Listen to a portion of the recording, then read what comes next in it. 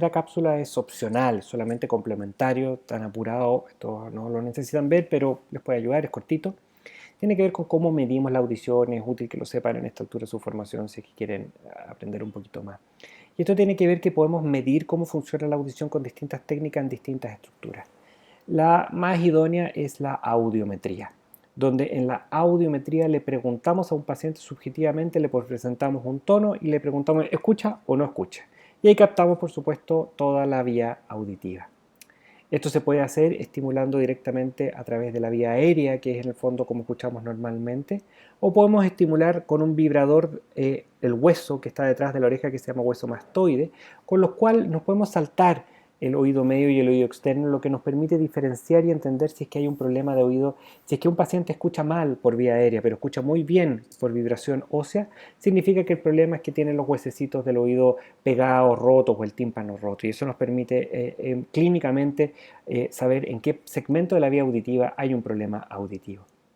Por supuesto, si están malos tanto la vía aérea como la vía ósea, el problema está del oído en el oído interno para arriba. Y estadísticamente la gran mayoría de los problemas auditivos ocurren en el oído interno, como ocurre, por ejemplo, en la pérdida de audición asociada a la edad, que le damos el nombre de presbiacusia.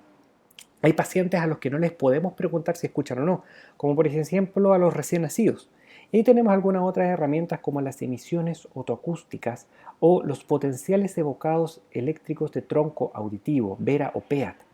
que también se pueden tomar no solamente a nivel de tronco auditivo, sino a nivel de corteza cerebral.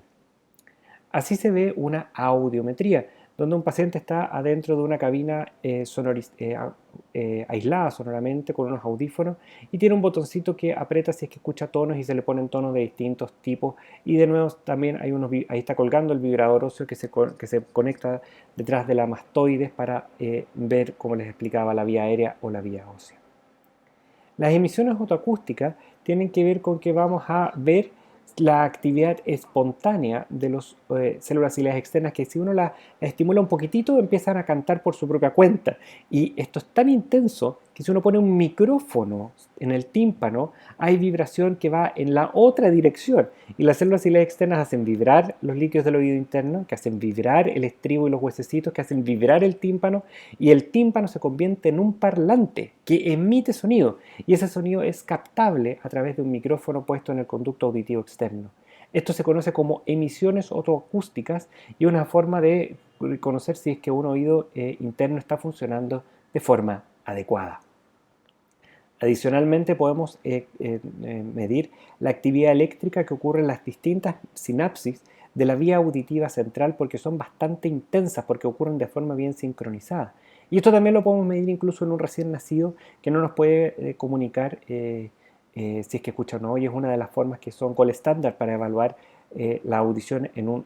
pequeño menor de 3 años de edad.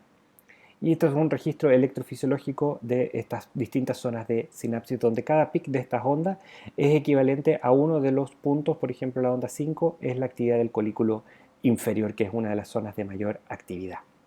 sincronizada. Y finalmente, y esto es mucho más complejo, se puede medir a través de electroencefalografía y unas técnicas que son un poco más complejas, la actividad eléctrica de la corteza auditiva primaria en relación a la respuesta al sonido. Esto es tan complejo de realizar que en clínica se ocupa poco, los potenciales eléctricos de tronco son mucho más utilizados ampliamente.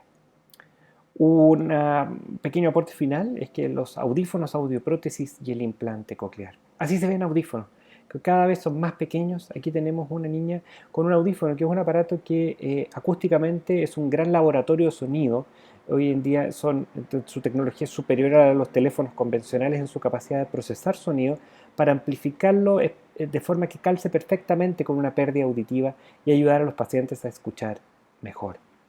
Técnicas más complejas son como por ejemplo los implantes cocleares, donde nosotros introducimos a través de una pieza interna debajo del cuero cabelludo, que está conectado por un imán con una pieza externa, y que a través de un cable con electrodos lo podemos introducir directamente en la cóclea, al interior de la cóclea, y donde hay estas laminitas blancas que son electrodos que van a electrocutar o estimular eléctricamente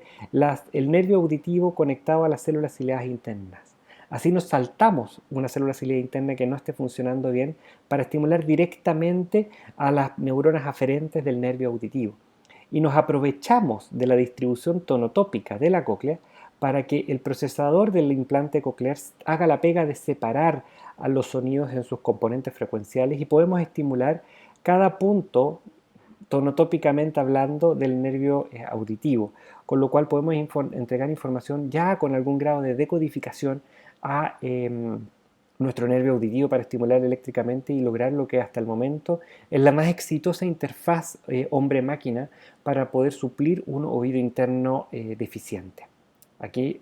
son algunos gráficos que muestran en el fondo cómo nos aprovechamos de la tonotopía para poder estimular directamente el oído interno, y así es como se ve una niña que de otra forma no tendría audición ocupando un implante coclear. Hoy en día son cada vez más pequeños, esta foto ya es un poco antigua, donde este es donde está todo el computador y el micrófono que está captando sonido, y esta es la pieza externa que con un imán está conectado a la pieza interna, que no vemos por supuesto porque está debajo del cuero cabelludo, que se instala en una cirugía, y el electrodo iría por ahí y estará enrollado alrededor de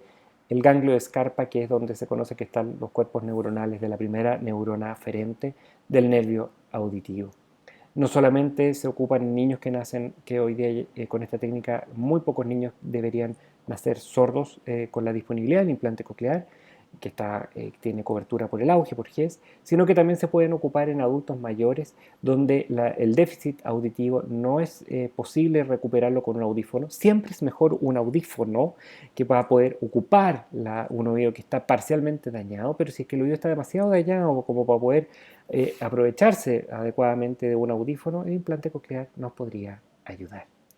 Y esto es el pequeño bonus track de estos videos de fisiología de la audición. Muchas gracias por su atención.